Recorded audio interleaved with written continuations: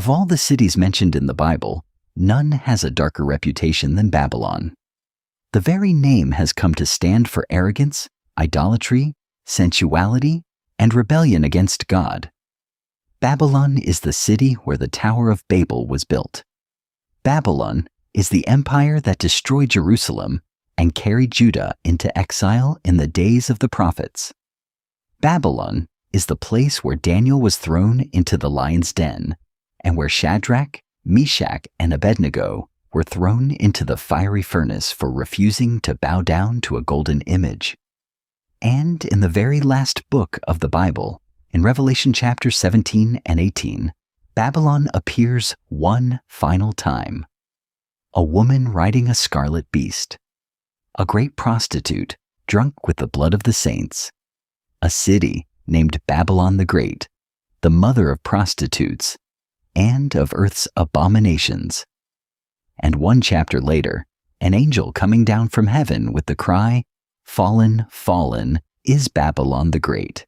Today, in this 6th episode of our series, Revelation Explained, we are going to step into Revelation chapter 17 and chapter 18, and we are going to walk slowly through this haunting prophetic vision. Who is Babylon?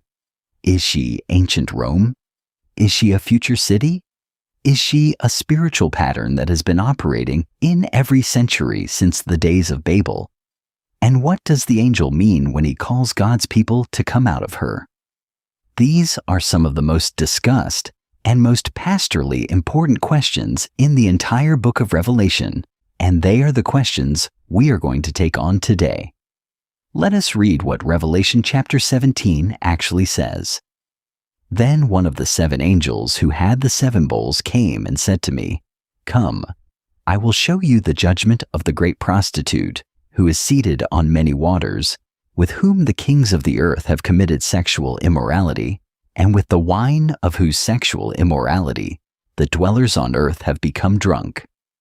And he carried me away in the spirit into a wilderness, and I saw a woman sitting on a scarlet beast that was full of blasphemous names, and it had 7 heads and 10 horns. The woman was arrayed in purple and scarlet, and adorned with gold and jewels and pearls, holding in her hand a golden cup full of abominations and the impurities of her sexual immorality. And on her forehead was written a name of mystery, Babylon the Great, mother of prostitutes and of earth's abominations. The vision is striking. A woman dressed in royal purple and the deep red of luxury, loaded with gold, jewels, and pearls, riding a beast with 7 heads and 10 horns, the same beast we saw in chapter 13, holding a golden cup that looks beautiful but is full of corruption, and on her forehead a name. Friends, in Revelation chapter 7, we saw the seal of God on the foreheads of the saints. In chapter 13, we saw the mark of the beast on the foreheads of the lost. Now we see this same theme of the mark on the forehead one more time. On the forehead of Babylon is written her name, the identity she claims for herself. Babylon the Great, mother of prostitutes. The forehead, as we noted in our last episode, is the symbol of who you belong to and what you confess. Babylon proudly bears her own corrupt identity for all the world to see. The angel then explains the vision. He says of the beast that it was, and is not, and is about to rise from the bottomless pit. And the inhabitants of the earth, whose names have not been written in the book of life from the foundation of the world, will marvel to see the beast, because it was, and is not, and is to come. Then the angel speaks of the 7 heads of the beast. This calls for a mind with wisdom. The 7 heads are 7 mountains on which the woman is seated. They are also 7 kings, 5 of whom have fallen.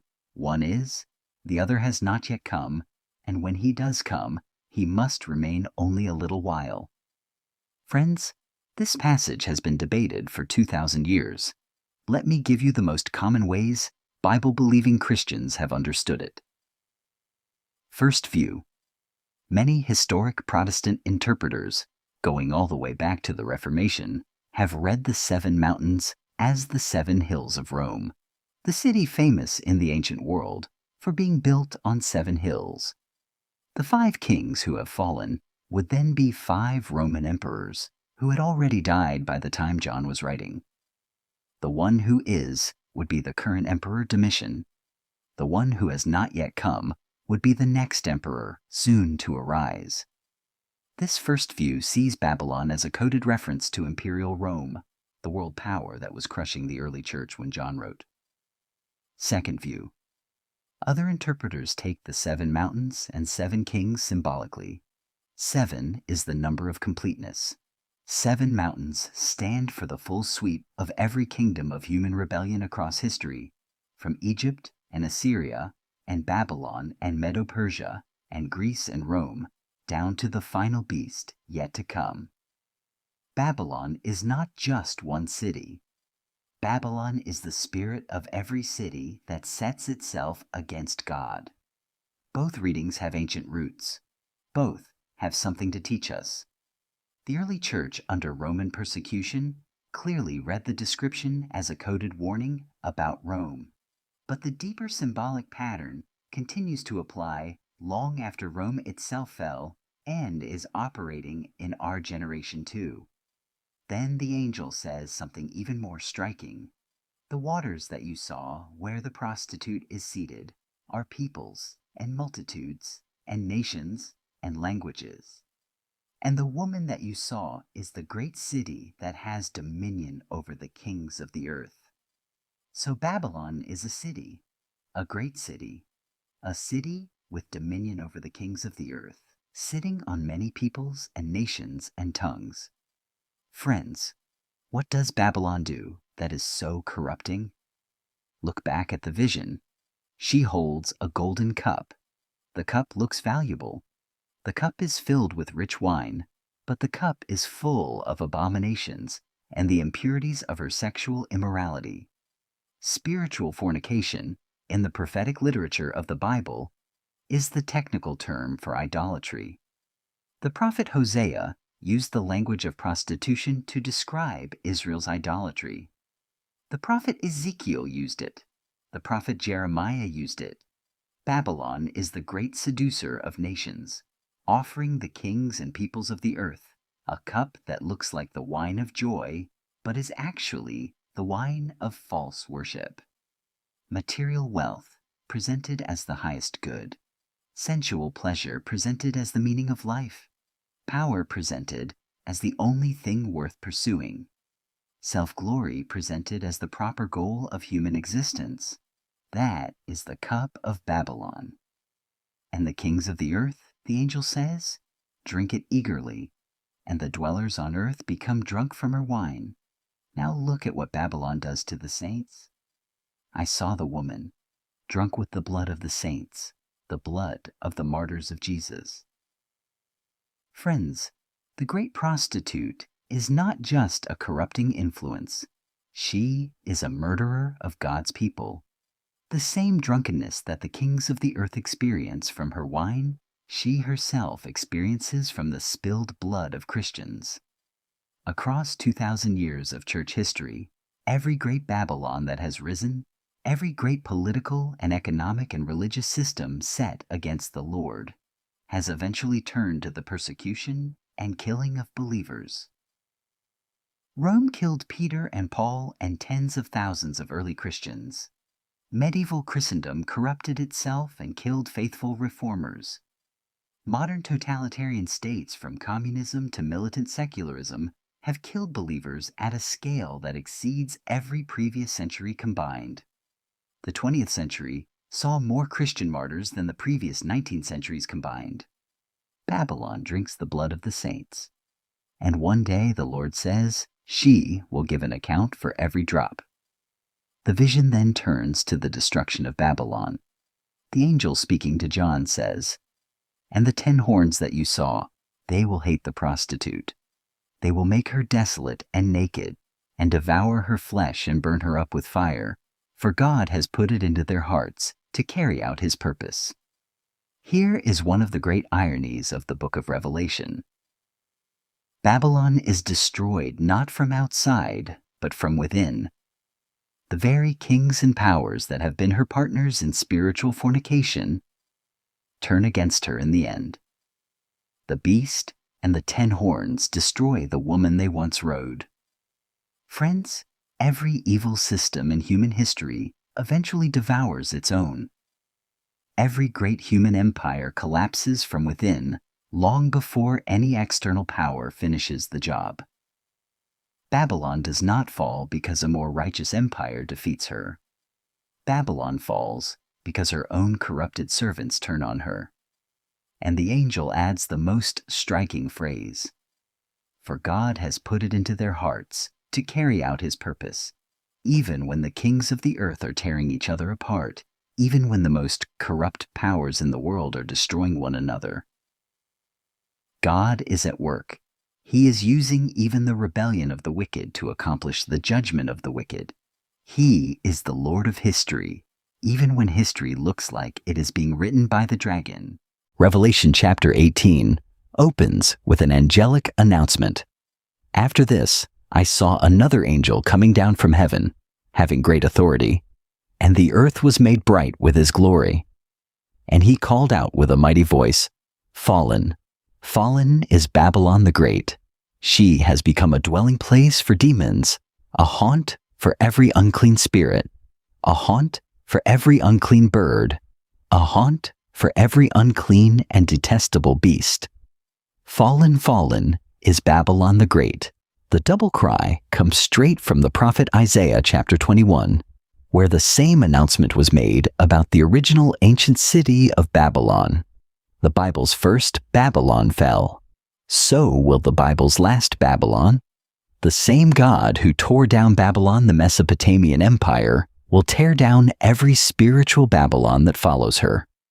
The fall is described as having already happened in the prophetic vision, even though it is still future from John's perspective, because in the eyes of God it is as certain as if it were already done.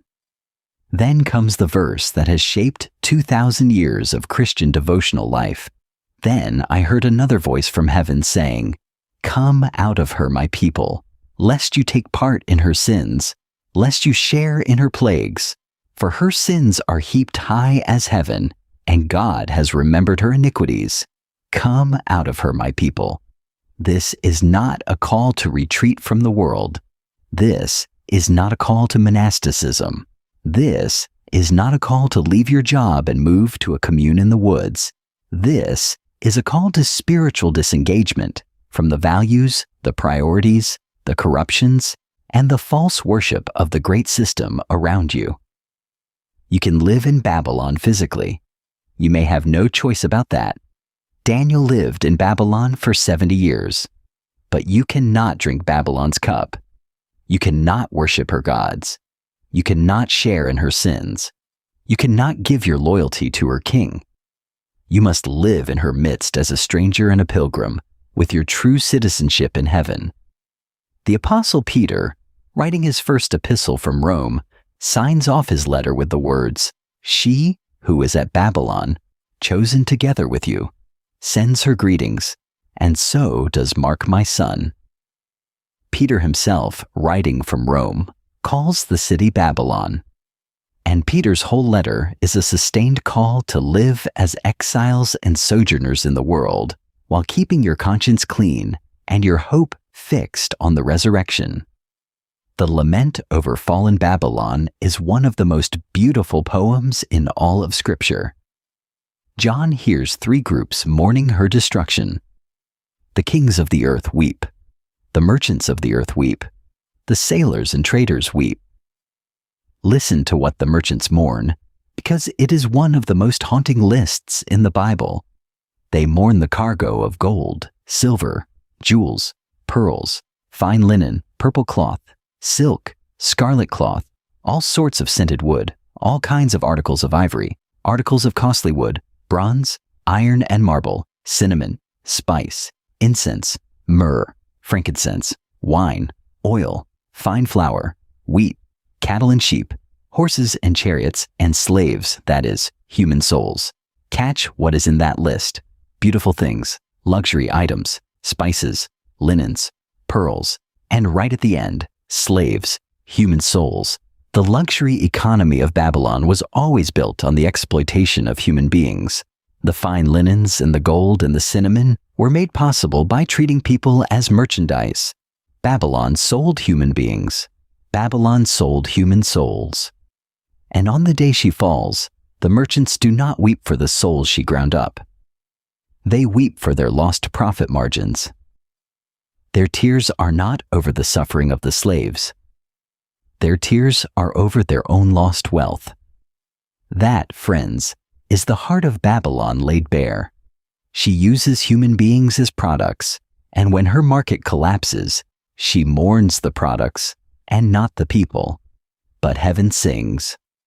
After the lament of the kings and merchants and sailors, the scene shifts back to heaven, and the angel says, "Rejoice over her, O heaven, and you saints and apostles and prophets, for God has given judgment for you against her."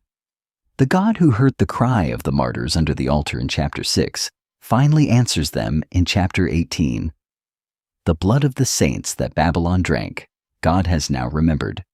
The angel then takes a great stone like a great millstone and hurls it into the sea, saying, "So will Babylon the great city be thrown down with violence, and will be found no more." Thrown down, like a millstone in the deep, never to rise again. And the chapter closes with one of the most chilling final verses in Scripture. In her was found the blood of prophets and of saints and of all who have been slain on earth, all who have been slain on earth. Every act of murderous injustice in human history is somehow connected to the Babylonian spirit. Every human empire that has murdered the innocent, every dictator who has crushed his people, every system that has ground up the poor for the wealth of the rich, every cultural Babylon that has whispered the lie that humans are commodities, all of it is gathered up into Babylon the Great. And in the day of her judgment, God will remember every drop of blood she ever caused to be spilled. So let me draw together what we have seen, brother and sister. 3 observations to take away from Revelation chapter 17 and 18. First observation. Babylon is a pattern more than she is a single city. She is ancient Babel, ancient Babylon, ancient Rome, and every great Babylon since. She is wherever a culture sets itself up as the highest good, demanding worship that belongs only to God, intoxicating the kings and merchants and citizens with the cup of luxury and false worship, and killing the saints who refuse to drink. There is a Babylon in every generation. Recognize her in your own. Second observation. Babylon's beauty is real, but her cup is poisoned. She offers genuine wealth, genuine pleasure, genuine power, genuine influence. These are not fake. They are real things, and that is why they are so seductive. The fine linens and the gold and the cinnamon really are fine linens and gold and cinnamon. But they are mixed with abominations. They are bought with the blood of the saints. They are served in a cup whose bottom is filled with corruption. The temptation to drink Babylon's cup is not a temptation towards something obviously evil. It is a temptation towards something genuinely good, served in the wrong place, by the wrong host, for the wrong purpose. Third observation. The call of every Christian in every age is the same. Come out of her, my people. Not by physically retreating from the world, but by refusing to drink the cup. By keeping your loyalty to the Lamb when Babylon demands your worship. By treating human souls as souls and not as products. By weeping over what God weeps over.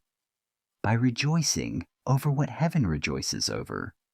By holding loosely to the comforts of Babylon, because in the day of her fall, you do not want to be holding tightly to anything she gave you. So here is the question I want to leave you with as we close this episode, my friend. What is your Babylon? What is the cup that is offered to you in your own city, in your own work, in your own family, in your own century, that looks like fine wine but is really filled with corruption? What is the lie that is whispered to you about what your life is for? What is the system that wants to mark your forehead with its own name, so that you bear its identity instead of the seal of the living God?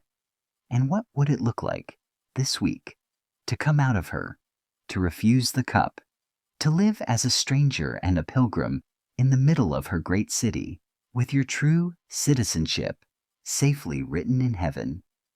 In our next episode, we will turn to Revelation chapter 19, where the heavens open and Christ himself returns on a white horse with the armies of heaven behind him.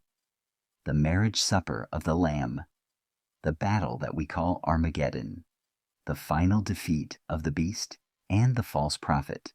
We will walk through that climactic scene carefully. But before we get to chapter 19, take time this week to read Revelation 17 and 18 for yourself, slowly. Read the description of the great prostitute. Read the lament of the merchants. Read the call to come out of her. And ask the Lord to give you the eyes to see Babylon for what she is, and the strength to refuse her cup. Because the day is coming, friend, when Babylon will be thrown down like a millstone, and only those who refused her cup will stand.